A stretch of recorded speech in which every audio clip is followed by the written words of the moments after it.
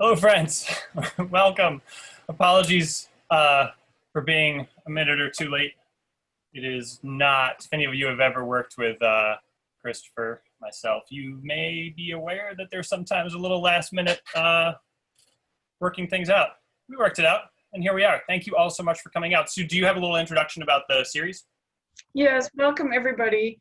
Courtney, MCTM president, is on too. This is session 7 of 7 from MCTM MDE over this past summer, and ending with a big, really fun community engagement, family engagement, student teacher motivation with Christopher, as we're all missing math on a stick at the Minnesota State Fair. So welcome everybody, and Christopher is going to take it away. So I know many, but not all of you, so I'll just do a really quick introduction, and then I'll tell you what we're going to do, and then we're going to do it. This is Math Playtime. So I am your host for today, Christopher Danielson. I live here in St. Paul, Minnesota, and work in my day job, work at Desmos, where I'm helping to develop an illustrative math adaptation using our electronic tools. You can find all that good stuff over at Desmos.com. We have a fancy new homepage that makes it much easier to see how all of our various projects are linked to each other. On the side, though, I have a lot of projects, among those being writing books and making toys, but it all comes back to math on a stick. And so what I want to do today is share with you 3 activities that are derived from things that we do at Math on a Stick. Math on a Stick, if you're not familiar, is a large-scale family math play event that takes place each year at the Minnesota State Fair. We have some out-of-towners who are joining us, so just to make sure everyone's clear, Minnesota State Fair, second largest fair in the nation, runs for 12 days, always 12 days of fun, ending Labor Day. That would be this coming Thursday, but unfortunately, we have a little virus situation that necessitated the cancellation of the fair. So no fair this year, but we'll be back in action with our 6th iteration, just about 1 year from, I guess exactly 1 year from tomorrow, August 26th through September 6th. So come join us next year. We're going to do 3 activities that derive from Math on a Stick. One of them is the Hexagon Challenge, which was a new activity last year and surprisingly complex and interesting. So we'll play around with that. And that is the thing that if you signed up in advance and the U.S. Postal Service was moving things along in the way that we would hope, you have in your hands. We also sent out a link to a PDF. It's probably too late now to print that PDF out, but you're welcome to do that at any time. And just as a heads up, we all of the printing and development of the Hexagon Challenge as a paper cutout activity is part of a collaboration that we are calling Public Math. And so there's a very simple website I will throw into the chat if you're interested in finding out more about other kinds of projects that we are doing, public-math.org. And at least two of my public math collaborators are here. I see Chris No and Molly Daly on our screens. And I know another one, Morgan Fierce, signed up. I don't know if she's here yet. Annie Feder is here twice. I'm honored.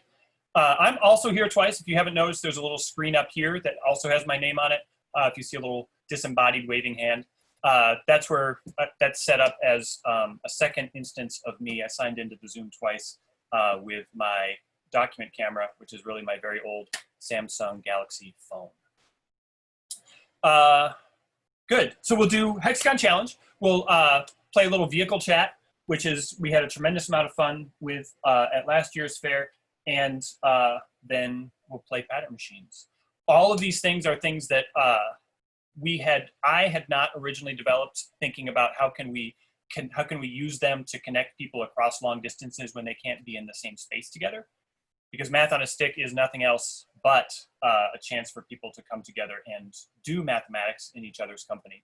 And so we have been working hard to reimagine what might it look like to offer mathy play in some of the same ways, some of the same spirit when people can't gather together in the same space.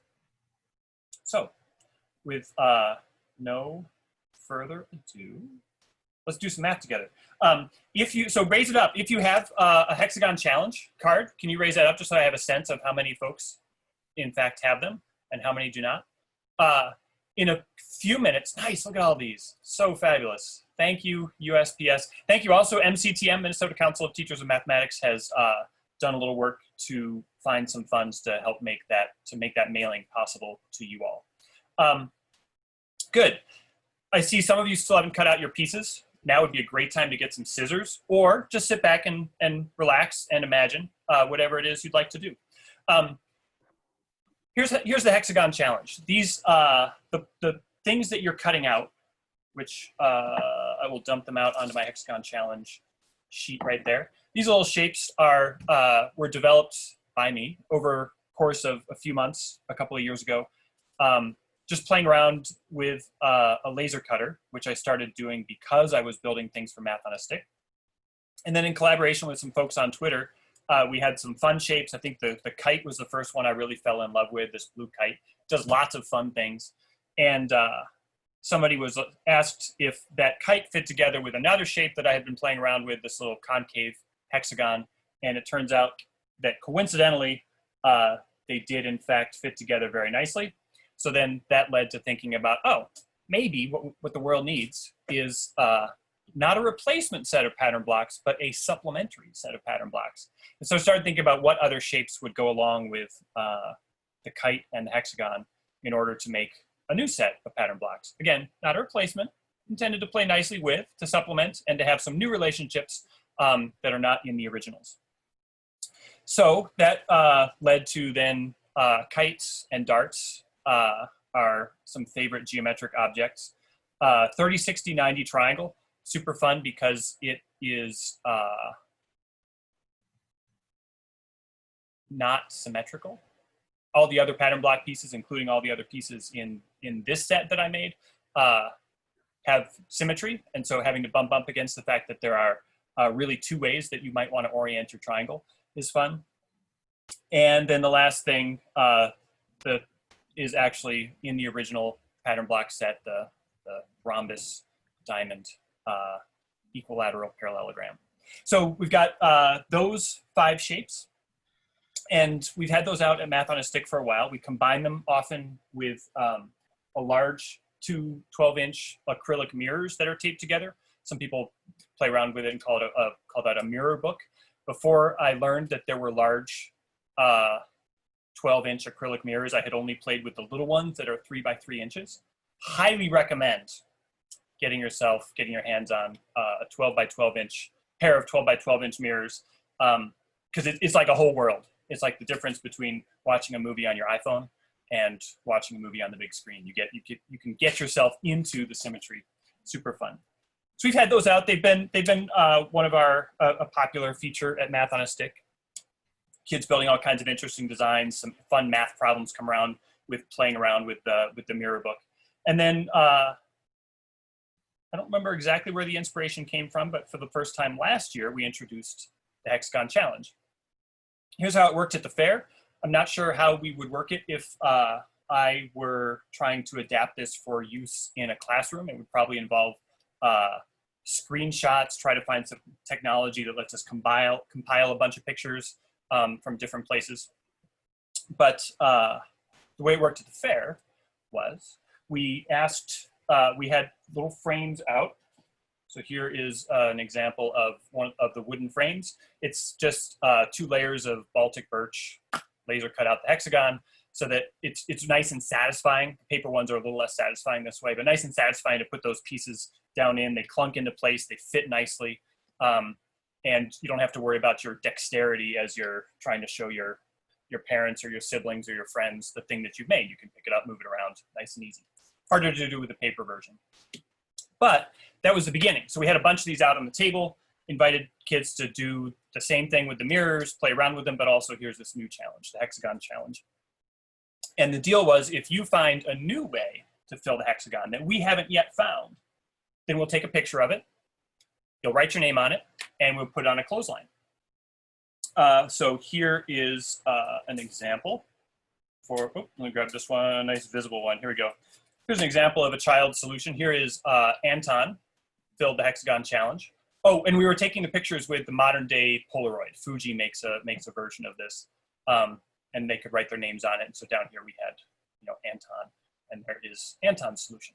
So from these two images, we know there are at least two ways to fill the hexagon.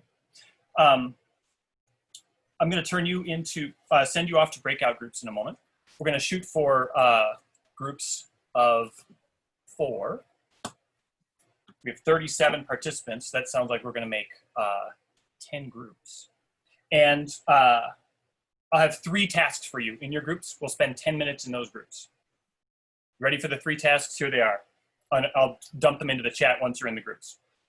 First task is introduce yourselves. You're only a group of 4. Quickly, first name, what brought you here, where are you? Quick introductions. Share a solution to the hexagon challenge, and feel free to pass if you don't have the thing in front of you, you haven't printed it out yet. Just pass and be a listener. And then everybody can engage, whether you have the things in front of you, in an estimate. I want each group to be able to come back with a reporter ready to report out an estimate of how many different solutions do you imagine there are to the hexagon challenge. Just a quick thing I learned earlier today before we head off. If can you focus, whoever's making the focus, can you focus it back on me for a moment so I can demonstrate a little thing that's not on the one on my face. I don't think I put it on me because I want to be able to come over here. Let's see. Okay, yeah, so you can click through yourself. I don't know how I ended up focused on myself over there. In any case, if you hold it up like this, sort of horizontally, people can still see. And there is some, physical tipping point where if you go too far, yes, it would have been nicer to be able to tip further, but now my thing is falling apart. But if you kind of hold it up with just a tiny bit of tip, people will still be able to see what you're doing. Okay, so 3 tasks. Introduce yourself, share a solution if you're able, and come back with a reporter ready to report out in the chat how many solutions you estimate there are. And I am now going to make our breakout groups, which I'm told is in the ... in the lower right. There it is, breakout rooms. We got it. And we want 10 of them automatically. See you in 10 minutes, which will be at 9:56.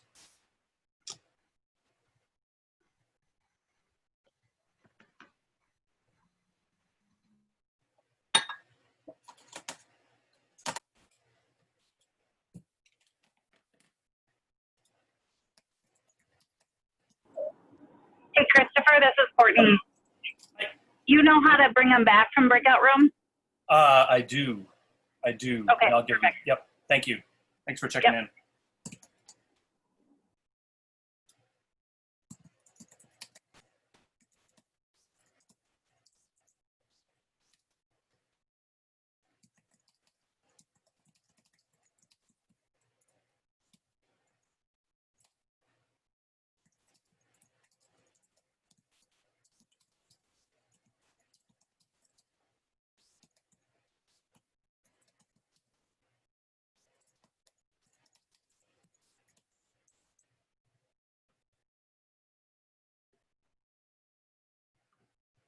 All right, so Erica, did you get assigned a room?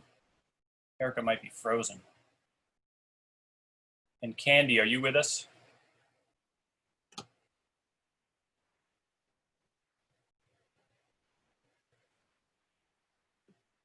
It's like Erica found her way to her breakout room. And Candy must be otherwise occupied. Hasn't clicked that button. We're good then.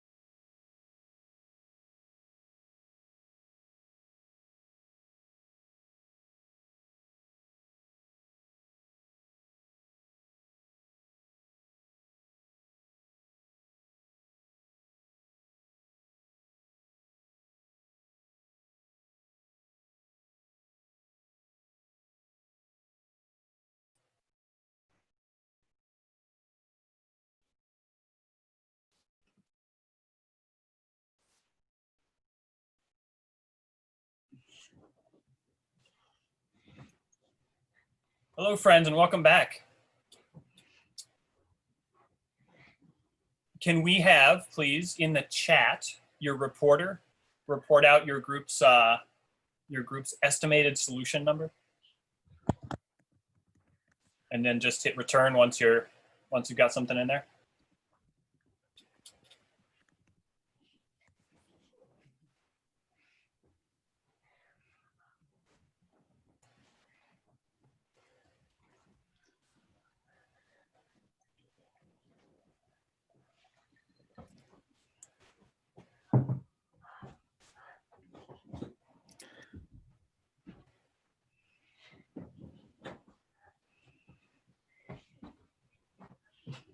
I can see that we have hardly reached consensus here. In case you don't happen to have chat open, we've got group 3 saying 300, Annie Fedder's group saying more than we think, 2 groups saying a lot, others who are too distracted hearing from a child, over 100 at least, hundreds to thousands, hundreds, maybe thousands, maybe millions, and people who said we were going to pick, something in the thousands. So, very non-committal. But if I'm going to set up at Math on a Stick, if I'm going to set up this thing where we're going to take photos of each of the solutions and then we're going to display them on a clothesline, then I have to make some estimates, right? I got to put a little math to work. So I did make an estimate. I thought, I don't know, 100, 150. So I bought, I don't know, 200, enough film for 200, and bought one of those little drying racks. It was, I don't know, it's probably about 18 inches, and I think has 3 racks, but on each side, little drying rack from Target, and a pack of 150 clothespins. And by the end of day 2, that was completely full. We were going out to buy more film, and we were taping each of the photos to each other, making these long trains that were draping down onto the ground. And they were completely unorganized. So by the time the fair was over, we just had this huge unorganized collection, which I have since taken upon myself to organize, and I have a number of art projects I would like to turn it into. But let me just share with you quickly. Here is, this is a pack of, I think 50? I think that's right. This is a pack of 50 photos bundled together with an organizational scheme that I created. And I'll just set it over here on top of the Hexagon Challenge. And then we'll put a few more of those solutions. Each of these, I've gone through and organized. Each of these in the collection is distinct from the others. And so we ended up with about 320 different solutions from kids, each with a name written on the bottom. Zip here is kind of famous. Zip, I think, showed up on the first day and did like 12 solutions. So there are a lot of them that have Zip on there. We had one child who came back on the last day of the fair and told us that the person who had taken the picture on the first day of the fair had told him that he could take it home if he came back for it. So of course we sent him home with it. So 325, I guess, solutions. And we would send the volunteers at the table would walk over to the large display with the kid before taking the picture. Like, that was the deal. You had to demonstrate that it was a new solution. And so there were some really lovely conversations that I didn't get to be a part of at all, in which kids were comparing, looking for whether their solution was already represented up there, as well as some really interesting conversations about what does it mean to be a new solution. And just for instance, here is Zip has filled the hexagon entirely with yellow triangles. But there's more than one way to do that. I thought right under his was going to be, right under Zip's was going to be another one, but there isn't. But there's more than one way to fill it entirely with triangles. And so there are, should we count those as different from each other? Should we count them as the same as each other? What if the whole thing is rotated? What if parts of the solution are rotated in some way? Lots of really interesting and rich conversations about what it means for things to be the same. Which is really ultimately, if we think about some of the math that we study in schools, congruence, similarity, equality, those are different kinds of sameness. And so being able to have that conversation in a playful environment is a really nice opportunity to expose kids to some rich mathematical conversations. And that's one of the things that is most satisfying for me. There are two things that are really satisfying about Math on a Stick. One is how intellectually rich kids' play is. We build these environments, leave things open enough build enough structure into it that there is math to be discovered, found, and invented, but leave it open enough that we're not going to dictate to you what that math is. When kids walk up to the hexagon challenge, literally all there is a bunch of blocks and a hexagon, bunch of blocks and some mirrors. There are not instructions. There's no task that you need to complete. But when kids do have questions about what am I supposed to do here, we have an opportunity either to engage them by suggesting that they're welcome to do whatever it is they want to do. But we also have a number of challenges. So if it's the hexagon challenge, I don't know, fill the hexagon. To make a new one, we'll take a picture, put your name on it, put it on that display over there. And that's an invitation that some kids then want to go play with the mirrors, and other kids want to take on that challenge and see if they can find something new. So lots of really rich intellectual activity comes out of playfulness. The other thing that's super satisfying for me about Math on a Stick is that it's an opportunity to have positive conversations with adults about mathematics. As teachers, most of you, I'm sure you're familiar with the phenomenon I'm super familiar with, which is meeting new adults, whether in a school or outside of school situation. Oh, you're a math teacher. I always hated math. Ooh, I'm bad at math. And we do hear some of that at Math on a Stick, of course, and I'm certain that there are people, in fact, we know for certain that there are people who walk by and see math in the label Math on a Stick and cross the street, right? Get as far away from it as possible. But we also do get a bunch of math anxious folks who have an opportunity to see their kids having fun, playing around with these things, and then we as volunteers can walk up to the parent and have a conversation with the parent about what the kid is doing and how deep and rich and mathematical and interesting the work that they're doing is. Creates some really nice opportunities for parents to ask questions about how is this math? Why does it matter if my kid is able to fill a hexagon or not able to fill a hexagon? And just about the nature of the field and about what it means to learn some mathematics. So, hexagon challenge. Quick reminder, you are free when the thing that you clicked through, email you clicked through on today to get you here to this Zoom also contains a link to a PDF of this file, which you are free to share out widely. Just please do mention Math on a Stick, Minnesota State Fair, Public Math, and/or Talking Math with Your Kids, the projects out of which all of this stuff has grown. When you do share it, you're welcome to print as many as you like, cut them out yourself, use them in your classrooms. And also, if you would like us to send you a printed one, public-math.org is a place where you can find them and ship them, order one for yourself or for another person. There were 2 people in one of my breakout groups. I'd forgotten about this aspect of teachers, that we are very conservative with our supplies because we never know when more supplies are going to be coming our way. So there were 2 teachers in one of the breakout rooms I was in that had not cut up. They had arrived plenty of time, but they hadn't cut it up because like that feels like consecration, like desecration. I'm not supposed to cut things up. Like it's so pretty and it feels good. But I tell you, it will feel good also to cut it up and start arranging those pieces. All right.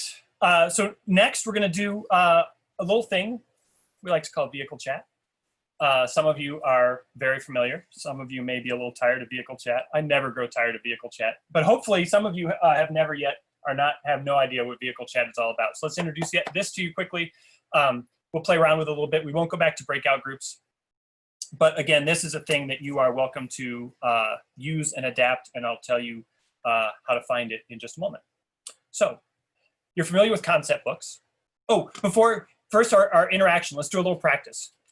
Maybe you have used this technique, maybe you haven't. It's super useful. I didn't make it up, but if you are doing any kind of distance learning, you want to know about it. It is the type in the chat, but don't press enter technique. So find the chat window. I'll take a moment for people to find the chat window. And if you're in a place you can't find the chat window, you're driving your car, no worries. Don't injure anybody. But if you're in a place where you can find the chat window, go ahead and do that.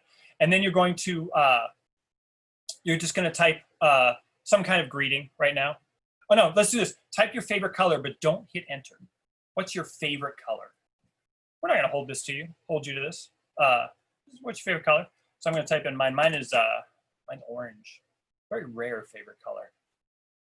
And not all oranges. Not all oranges. So you've typed it in there, you haven't hit enter, and then together, we're all gonna hit enter on the count of 3. Ready? 1, 2, 3. Nice. And so they all pop in there. None of us is influenced by the others except for me because I gave you the demonstration. Now it's easy for us to scroll, take a look, see if we have other people. Do I see 2 teals in there? I do. Pete and whoever is signed in as iPhone are teals. Periwinkle. Nice. John Claypack, former student of mine, by the way, at Normandale Community College. John's a little judgmental. I'm not gonna take that. I hold that against you, John. Green, like all good-hearted people. Good-hearted, I like orange. I like green too. Green's good. Good. So that's gonna be our technique, and we're gonna play vehicle chat. So this is a book that I am working on. That again, I'll show you where to download for free in just a moment. Called "Is It or Not Vehicles." It's a concept book of sorts, but with a twist. Most of the time, when you're looking at a vehicles book, you have a small child together with you, and vehicles. It'll just be examples of vehicles: dump truck, car, motorcycle. Example. This is a twist. It has a question rather than a statement. Is it a vehicle or not? So on each page, we're going to see a different example. And the question is this thing a vehicle or is it not a vehicle? And we'll ask along the way for some folks to, ooh, good. Andrew's got a son who's obsessed with trucks. Andrew, how old is your son? Nice. I find that this is an activity that you want to be a little older than 2 for reasons having to do not with the intellect, but with the social interactions. Most 2-year-olds will just say yes to everything because they think that's what you want them to say. But love for you to report back on that, Andrew. So obsessed with trucks, nice. So on each page, the question is going to be, is this thing a vehicle or is it not a vehicle? I'll ask you to type your answer, yes, no. And if you've got any other commentary, by all means, but then we won't press enter until I say to do so. So first page, dump truck. Is this a vehicle? Yes or no? Count of 3. 1, 2, 3. Nice. Dump truck doesn't seem controversial. Next page, salad, same routine. Is a salad a vehicle? Right? Now you're pressing enter. Don't press enter, friends. You're influencing. Now we're influencing each other. All right, count of 3. 1, 2, 3. Nice. Controversial. So let's hear from at least one yes and at least one no. Chris, no. You're saying no. Can you talk to us about that? Unmute yourself and tell us quickly about why do you say a salad's not a vehicle?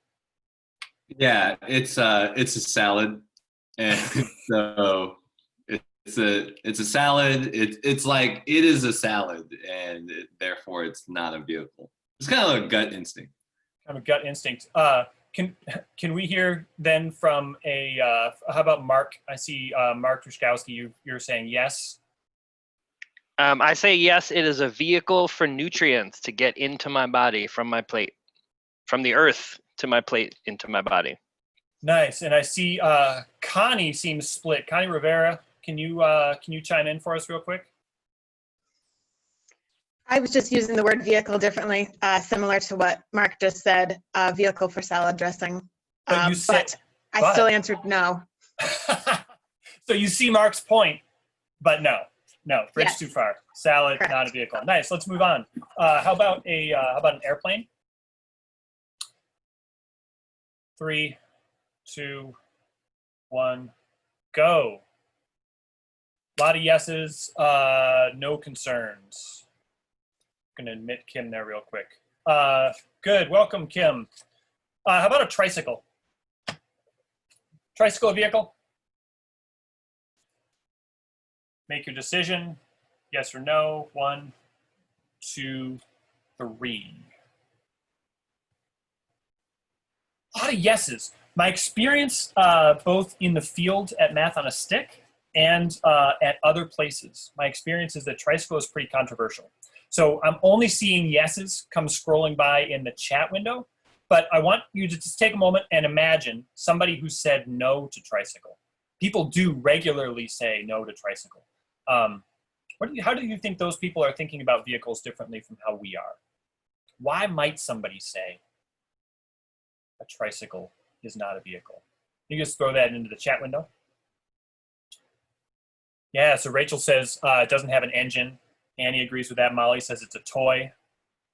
Amanda, it has to take you from one place to another. Like its purpose is transportation rather than fun. External power. Those are all absolutely things that I have heard about tricycles. Another interesting one is that people have an idea about you get into your car, so you should be able to get into a vehicle. You don't get into a tricycle, you get onto one. Other people think it would say it has something to do with the number of wheels. Like tricycle only has 3, vehicle should have at least 4. The airplane has more than 4, and there are lots of vehicles, trains that have more than 4 wheels. But for some people, 4 is the absolute minimum. Yeah, sometimes people are driven to Google searches or to want to get into dictionaries. That's all productive work. How about a skateboard?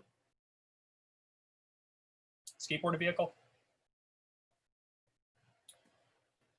Don't have to wait this time. Just go ahead and type. Everybody's now very committed to their conception of vehicle or ready to take a risk. Lots of yeses, a couple no's. The interesting people to me, I think Chris, no, I think you're in this category. Interesting people to me are, I mean, all people are interesting, but particularly interesting are the people who say yes to tricycle but no to skateboard. Chris, is that you? Yes. So talk to us about that difference. I think it's like with the skateboard, your foot is what's on the ground and what's like pushing you forward, and the tricycle, your feet stay on the pedal. And so I feel like if you say yes to skateboard, it opens up this whole world of other things that are like a skateboard that I don't see as vehicles also. Nice. It's right on the edge there. Nice. Yeah, you're not sitting. Mechanical advantage, whether there's machinery involved, are some other possibilities. We like to talk about path, but we're short on time, so we're going to skip past path. Path gets at this idea that a vehicle is something that takes you from point A to point B, right? That's what a path is for. Elevators. All of this came out of elevators. Go ahead. I'll just talk to you quickly about elevators while you decide whether you think of an elevator is a vehicle or not. Yes or no in the chat window. This all came from, this vehicle chat idea came from a colleague of mine. She is a teacher and coach and now editor at Stenhouse, Cassia Wedekind.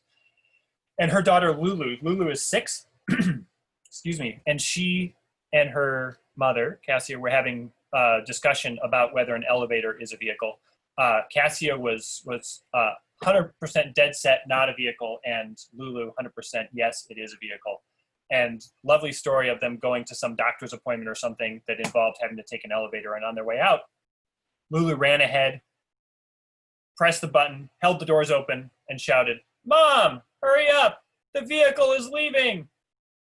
She shared that on Twitter, and we then had a long conversation about other potential controversial ideas about vehicles. For some people, like this idea that a vehicle has to go take you to a different location on Earth. A vehicle isn't a thing that just takes you up and down. Seems to be important for folks, as well as whether there's an unlimited number of places you can go. That the elevator only takes you to the places that are on the buttons. There's also something about driving, that you don't drive an elevator in the same way that you drive your tricycle or even your skateboard. But controversial, because for each one of those, there's somebody who has a counter argument, right? If I say, well, it doesn't take you very many places, so it can't be a vehicle, somebody else will say, well, what about the subway? And in fact, there's a crosstown subway line in Manhattan that only goes back and forth between 2 particular subway stations. But clearly, I mean, a subway train is like an iconic vehicle. So there's always that fun back and forth to be had around what a vehicle is. How about a horse? Where do we stand on horse? Please don't stand on a horse. Is a horse a vehicle, or is a horse not a vehicle? A lot of no's. A few yeses. I have some people sometimes people will say that it used to be, but now we have cars. Horses aren't vehicles anymore. Horses are hobbies. I see John pointing out the obvious. Yes, John, horses poop.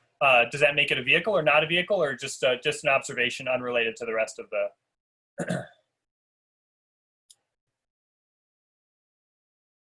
I see.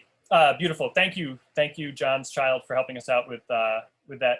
But yeah, I mean, vehicles emit, right? So maybe a horse does too. We can turn the page here quickly. This is one of my favorites.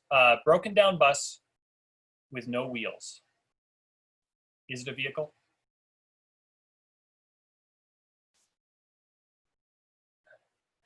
No, it's a building. It's a shelter.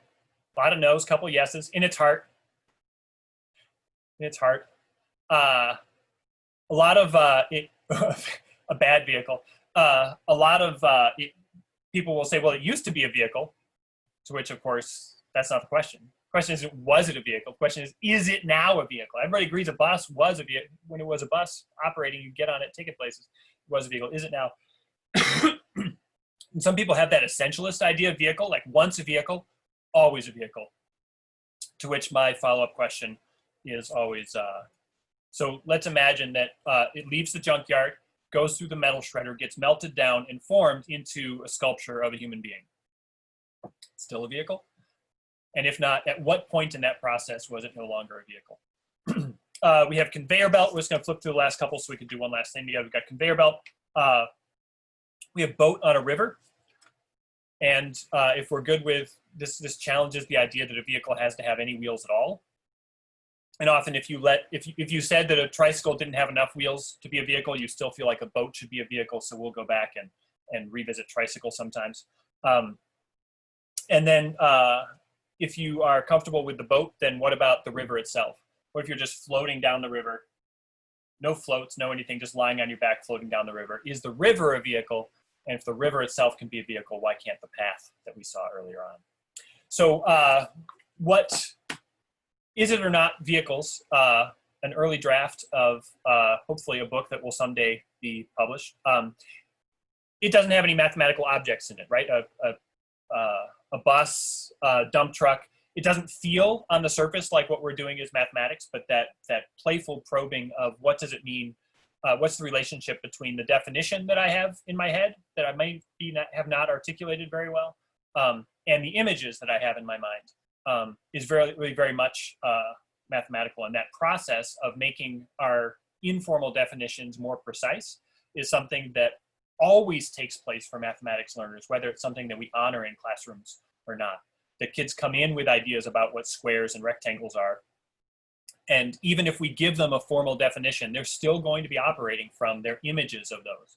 If you've ever worked with first and second graders around triangles, they often have expectations that triangles are resting on one of their bases, and they have three sides that are roughly the same length as each other. And so if you see a really tall, skinny triangle drawn on a page and it's standing on a point, kids will say, nope, that's too skinny to be a triangle, because they're not operating often from the definition, but instead from their images and sort of matching things up. That's because that's how human beings work. And this process of being more and more precise with definitions is something that takes a lot of work, but it's also a process that's pretty natural for people. Putting it in the context of something like vehicles, or there are some other drafts. We play the same game with words and one with shapes, in which we get to ask the question, is it or not a word, right? Is an emoji a word? Generational lines are drawn on some of these questions. And with shapes, we get to play around with something like this, right? Is this a shape or is this not a shape? So that idea of playing around with making the relationship between what I see in my head and what I know logically to be true, and that sometimes those are in tension, is a ton of fun. Words and shapes, not yet online. Vehicles are. I'm gonna give you a link and a term to search once you get there. So talkingmathwithyourkids.com is the blog out of which a lot of this work has grown. And if you just search the word vehicle, or I think there might even be the broken down bus, there might be a picture of the broken down bus on the homepage. That'll take you right there. But search vehicle there and you'll be good to go. Plug those into a search engine, we'll get to the right place. There's a PDF file with a more updated version than the one that I have here. I gave my latest copy away. You're welcome to print it, share it, mention it at some point. If if you want to share electronic copies, please send them to the website. Send them the link to the website rather than the document itself, just so that I'm able to be in touch with folks who are making use of the work. One last thing for Math on a Stick. So how does that get used at Math on a Stick? I'll just quickly say that last year I had my first draft of the book, had it in we wear these aprons, and I had it in the pocket of my apron and would just pull it out anytime there was a parent who was like getting a little itchy with a kid to go, or we had some time with a volunteer, and we just have the same conversation that we just had. So there are lots of ways that you can use these ideas in classrooms, but also in informal situations. And if what we find is that if there are books like that around, like Which One Doesn't Belong, or any of like a dozen other beautiful open-ended math books, if we have that conversation with parents while the kid is playing and then leave a copy of that book around, then more often than not, sometime later on, parent and kid are looking at the book together. So we've set that model for the parent of what an informal math conversation centered on a book looks like. Parent has participated in it, and now they'll often have that conversation again with their own child. So last thing we're going to share here is a pattern machine. If you have not met a pattern machine before, let me tell you about its origins. At Math on a Stick, we've got about 20 of these on a table outside, and kids do amazing things with them. They don't start out as pattern machines, though. They start out as multiplication machines from Lakeshore Learning. Cost $20. But, word to the wise, if you're making actual pattern machines for yourself, you can buy them as a set of 4, one of each operation, and it's not $80, but $70. And you cannot swing a stick without hitting a coupon for 20% off. And so if you go in and tell them that the 4 machines together are one unit, or one thing, and you get a 20% off coupon, then you can get it down to $56 for 4 machines. But don't use them for what their intended purpose is, which is memorizing multiplication facts. Super boring. 4 times 7, right? You pop it up, and then there's the answer, 28. Instead, what you're going to do is get yourself some 3M washi tape. There's a washi tape that is exactly the right width to fit over these buttons. We have become a little bit more sophisticated with our technology and use precision cut sign vinyl. If you have access to one of those, feel free to send me an email, christopher@desmos.com. I'll send you the file so you can run it through your precision cuts, your sign vinyl cutter. But washi tape works just fine. And we cover it up. We like to have 2 colors. So we've got one little piece of black tape that went over the front, and then a smaller square that went on top. You can see there's no cutting side to side. It's exactly the right width. You only have to make the cut at the bottom here, and then the cut with the orange tape right at the top here. And then there's even a little ridge at the very top that the sticker snugs up against, so it's nice and easy to do. So you pop up a bunch of buttons. Kids love to draw pictures. They love to write their names. It's much more dramatic to see it in person than it is. It's a very tactile object, much more interesting than to look at it from straight on top. So that's a pattern machine. Kids make patterns. They write their initials. They draw pictures. They sometimes merge more than one pattern machine together in order to get a larger pixelated surface. And we have an open-ended math problem, which I will state to you very briefly. But before I do, let me take you, I'm going to share my screen and take you over to a thing that's another quick public math project. Uh-oh, wrong one. Hang on, you've got the wrong, stop the share. Let's share screen again. There we go. Still not working out. There it is. Can you see my screen? You see a virtual pattern machine on the screen, a lot of green squares? Yes, I see some nodding. Good. So this is in Scratch. I will share with you in the chat the link. Chris No and I, and a colleague of his when he was in the Chicago Public Schools, built this thing. I've lost my chat window. Someone else will do it. Chris, if you can find it, you can share it. Otherwise, I'll do it once I'm done screen sharing. So it's built in Scratch, and it's a virtual pattern machine. Same structure as the original, 9 by 9. And so you can make yourself a little thing. It's even got, I don't know if you can hear the clicks, but it has clicks that you can turn on. You can hear just like when you're clicking the actual buttons itself. And of course, you can turn off your audio on your computer and not have it. So we have one of the amazing innovations. It's less fun than pressing the actual buttons, but an amazing innovation is that you can press space to reset. So you press your space bar and boom, you're back where you started. That's one of our jobs every night at Math on a Stick, is to push all the buttons down as we're putting stuff away so that they take up less space inside of our shed.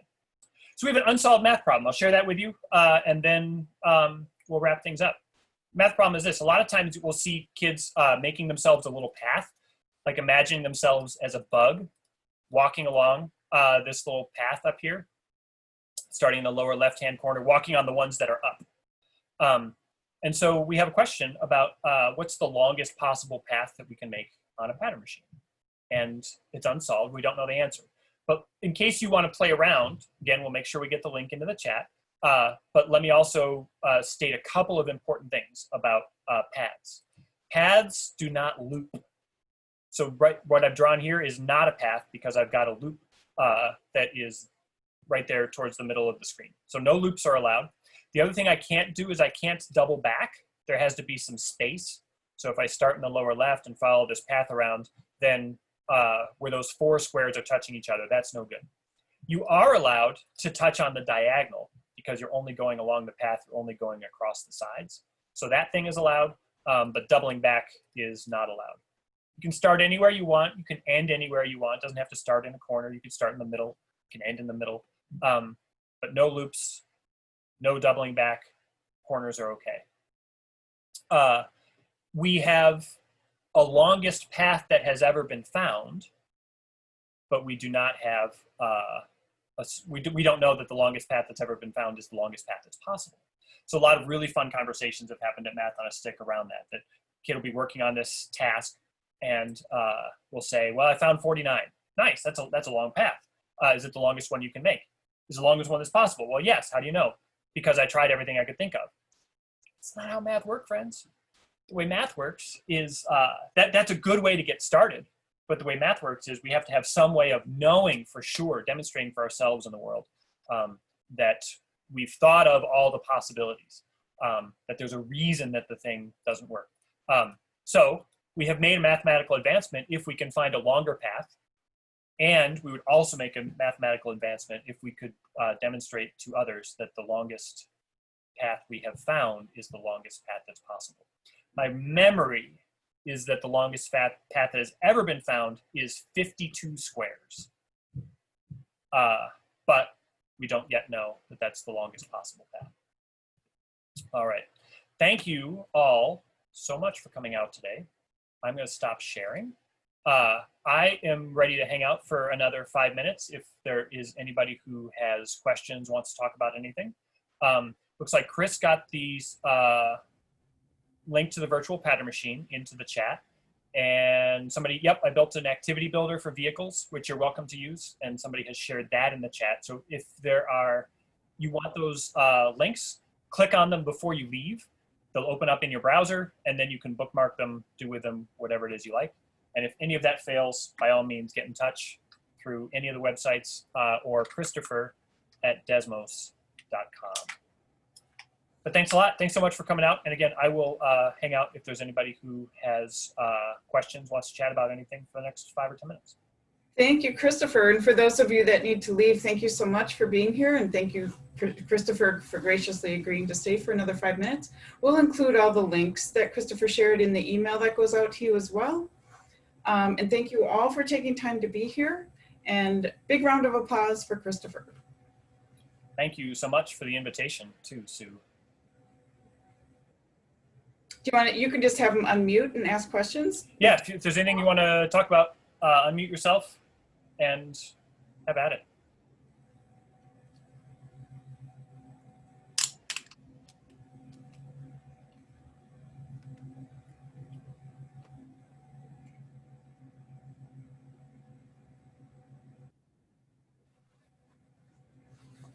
Nice, Connie. After my own heart. Lurk in case someone else has a question. I saw that there was a question earlier about if there's a virtual hexagon challenge.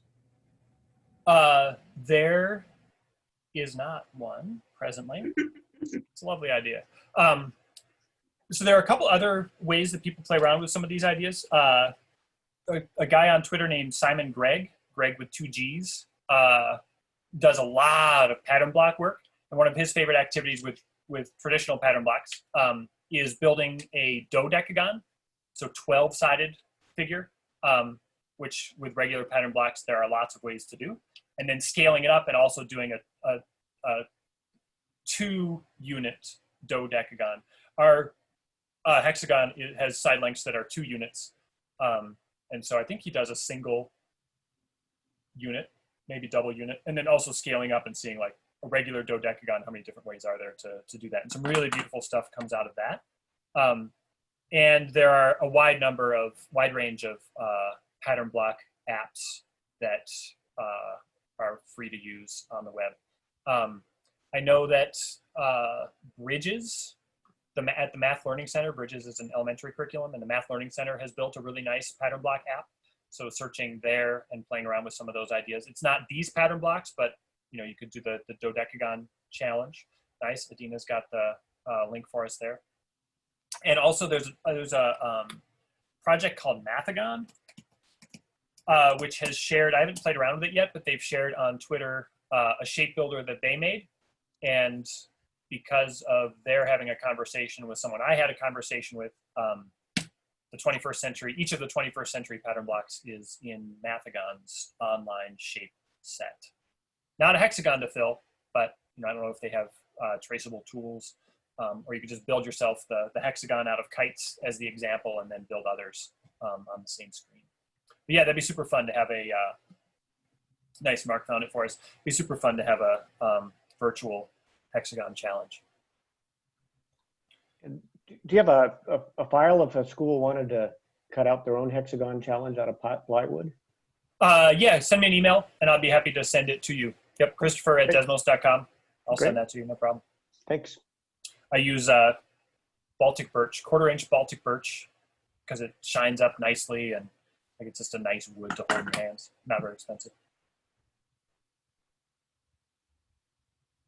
Our next plan for the hexagon challenge, since you know, Math on a Stick is canceled this year, that's what led us to create the paper hexagon challenge. And we are hoping to get the attention of hometown paper here, the Minneapolis Star Tribune, so that we can have this be an insert in like a Sunday paper. They're doing a lot of other fair-related stuff. And we got through to one person who then sent us on to the marketing department, and we're hoping that we'll be able to get that done. But if not, we're exploring other possibilities, including sharing them out with libraries. We're in conversations with libraries and some of the places that our public math colleagues are. So if you have anybody who, they cost about 60 cents a piece to print. So if you have anybody who would be interested in helping support the work by distributing at a library or school event, by all means, have them get in touch. We'd love to work with folks to get more of them out into the world. Question, has anybody ever used Wigwometry? I can honestly say I have no idea what that is, so I've got a no. I have a question for you, Christopher. Yeah.